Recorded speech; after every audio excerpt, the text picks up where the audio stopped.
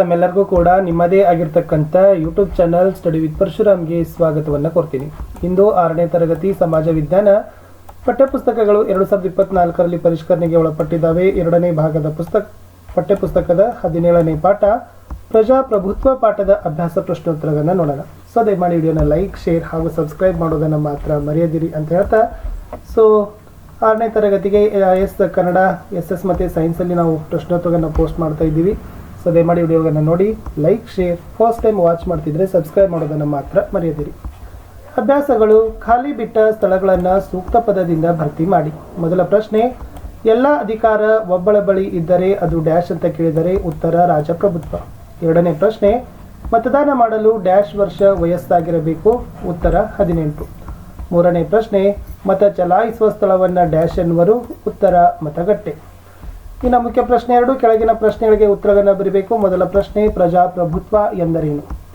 ಉತ್ತರ, ಪ್ರಜೆಗಳು ತಮ್ಮ ಪ್ರತಿನಿಧಿಗಳನ್ನು ಚುನಾವಣೆಯ ಮೂಲಕ ಆಯ್ಕೆ ಮಾಡಿ ಅವರಿಂದ ನಡೆಸಲಾಗುವ ರಾಜಕೀಯ ವ್ಯವಸ್ಥೆಯನ್ನು ನಾವು ಪ್ರಜಾಪ್ರಭುತ್ವ ಅಂತ ಕರಿತೀವಿ.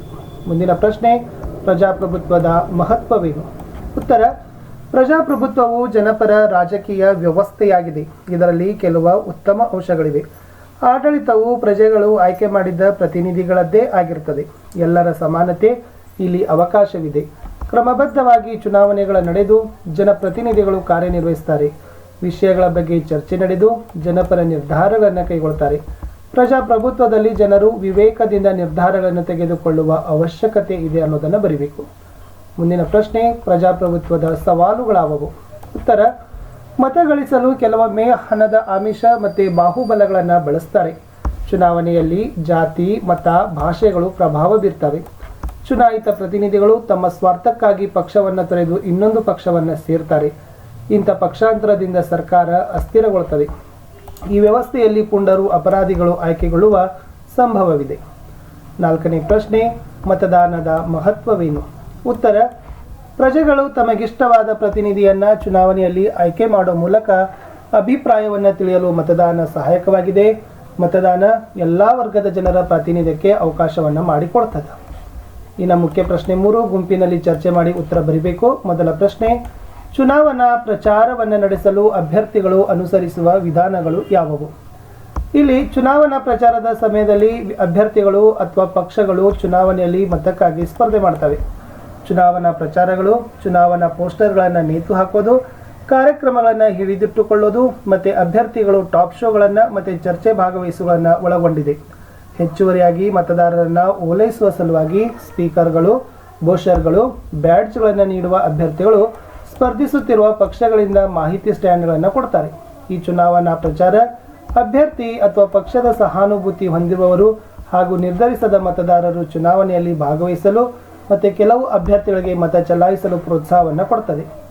ಇಲ್ಲಿ ನೇರ ಮತ್ತು ಪ್ರತ್ಯಕ್ಷ ಅಂತಕ್ಕಂಥ ಚುನಾವಣಾ ಪ್ರಚಾರ ಅಂತಕ್ಕಂಥ 2 ವಿಧಾನಗಳನ್ನು ನಾವೇನು ಮಾಡ್ತೀವಪ್ಪ ಅಂತಂದರೆ ನೋಡ್ತೀವಿ.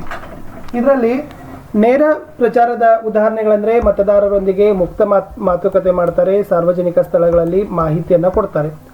ನಾಗರಿಕರು ಮತ್ತು ಅಭ್ಯರ್ಥಿಗಳ ನಡುವೆ ವೈಯಕ್ತಿಕ ಸಂವಹನ ನಾವು ನೇರ ಪ್ರಚಾರದಲ್ಲಿ ನೋಡ್ತೀವಿ. ಇನ್ನು ಈ ಪರೋಕ್ಷ ಪ್ರಚಾರದ ರೂಪಗಳಲ್ಲಿ ನೋಡೋದಾದರೆ ಸಮೂಹ ಮಾಧ್ಯಮವನ್ನು ಬಳಕೆ ಮಾಡ್ತಾರೆ. TV ಚರ್ಚೆಗಳಲ್ಲಿ ಭಾಗವಹಿಸೋದು, ರೇಡಿಯೋ ಅಥವಾ ಪತ್ರಿಕೆ ಸಂದರ್ಶನ, ಕರಪತ್ರ ಮತ್ತು ಚುನಾವಣಾ ಪೋಸ್ಟರ್ಗಳು, ಇಂಟರ್ನೆಟ್ ಮತ್ತು ಸಾಮಾಜಿಕ ನೆಟ್ವರ್ಕ್ಗಳ ಬಳಕೆ. ಮುಂದಿನ ಪ್ರಶ್ನೆ, ಪ್ರಜಾಪ್ರಭುತ್ವದ ಯಶಸ್ವಿಯಲ್ಲಿ ನಮ್ಮ ಪಾತ್ರ ಅಂತ ಕೇಳಿದ್ದಾರೆ. ಇಲ್ಲಿ ಭಾರತ ಅಪಾರ ಒಳ್ಳೆಯತನವನ್ನು ಹೊಂದಿರೋ ದೇಶ. ನಮ್ಮ ನೆರೆಹೊರೆಯ ರಾಷ್ಟ್ರಗಳು ಸರ್ವಾಧಿಕಾರ ಅಥವಾ ಮಿಲಿಟರಿ ನಿಯಮಗಳಿಗೆ ಬಲಿಯಾದಾಗ ಭಾರತ 7 ದಶಕಗಳಿಗೂ ಹೆಚ್ಚು ಕಾಲ ರಾಜಕೀಯ ಪ್ರಜಾಪ್ರಭುತ್ವವನ್ನು ಉಳಿಸಿಕೊಂಡು ಬಂದಿದೆ. ಈ ಸಾಧನೆಗೆ ಒಂದು ದೊಡ್ಡ ಕಾರಣವೆಂದರೆ ಪ್ರಜಾಪ್ರಭುತ್ವ ಪ್ರಕ್ರಿಯೆಯಲ್ಲಿ ಸಕ್ರಿಯವಾಗಿ ಪಾಲ್ಗೊಳ್ಳುವ ಅದರ ಜಾಗರೂಕ ಯುವಕರು.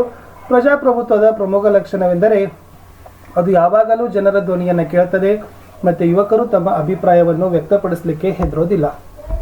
ಈ ಮೂಲಕ ಯುವಕರು ಜನರ ಧ್ವನಿಯಾಗಿ ಕಾರ್ಯನಿರ್ವಹಿಸುತ್ತಾರೆ ಮತ್ತು ಅವರಿಗೆ ಕಿವಿಗೊಡುತ್ತಾರೆ. ಇದಲ್ಲದೆ ಯುವಜನರು ತಮ್ಮ ಶಕ್ತಿ ಮತ್ತು ಚೈತನ್ಯದಿಂದ ಪ್ರಗತಿಗೆ ಅಗತ್ಯವಾದ ಕಾರ್ಯಪಡೆಯನ್ನು ಒದಗಿಸುವ ಮೂಲಕ ತನ್ನ ದೇಶದ ಅಭಿವೃದ್ಧಿಯಲ್ಲಿ ಪ್ರಮುಖ ಪಾತ್ರವನ್ನು ವಹಿಸುತ್ತಾರೆ. ಅವರು ಅಸಾಂಪ್ರದಾಯಿಕ ಚಿಂತಕರು ಮತ್ತು 21ನೇ ಶತಮಾನದಲ್ಲಿ ಬದುಕಲು ಅಗತ್ಯವಿರುವ ಬದಲಾವಣೆಗೆ ವೇಗವರ್ಧಕವಾಗಿ ಕಾರ್ಯವನ್ನು ನಿರ್ವಹಿಸುತ್ತಾರೆ.